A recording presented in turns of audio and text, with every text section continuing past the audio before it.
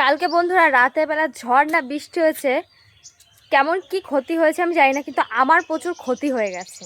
তোমাদের দেখাচ্ছি।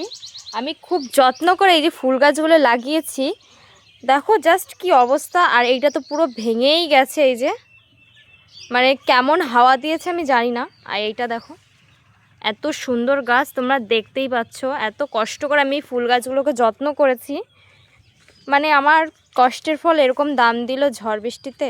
দেখো মানে আমার এত খারাপ লাগছে, মানে কিচ্ছু বলার নেই।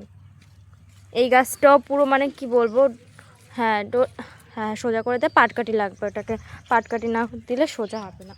মানে কি বলবো, আমার এত খারাপ লাগছে। আর ছাদে কিছু ফুল গাছ রেখেছিলাম, সেগুলো ঝড়ে পড়ে গেছে, তুলে দিয়ে এসেছি।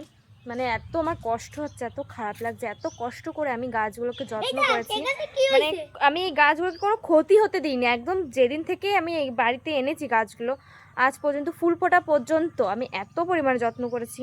সবসময় মানে মানে বাড়িতে যখন থাকতাম না, বাড়িতে এসে আমি গাছের কাছে আসতাম যে গাছের কী অবস্থা। এতটা কষ্ট লাগছে আমার, এই প্রচুর ক্ষতি হয়ে গেছে। হ্যাঁ, অনেকে দেখেছি অবস্থা, অনেকের বাড়িতেও খারাপ হয়ে গেছে এই ঝড়েতে। আর আমাদের বাড়ির উঠানের তো অবস্থা আরও খারাপ হয়ে গেছিলো।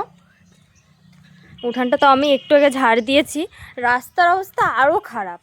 মানে ভাবতে পারছো, মানে এখনও কিন্তু সেরকম মানে বৃষ্টি বা গরম কিন্তু এখনও পড়েনি, তাতে এরকম অবস্থা হয়ে গেছে। রাস্তাটা দেখো পরিষ্কার ছিল, মানে আমার বাড়িটা আমি কেবলই ঝাড় দিলাম, উঠানে মানে রাস্তার সামনেটাও ঝাড় দিয়েছি, এরকম অবস্থা হয়ে গেছে। আমার তো ভীষণ ক্ষতি হয়ে গেছে বন্ধুরা।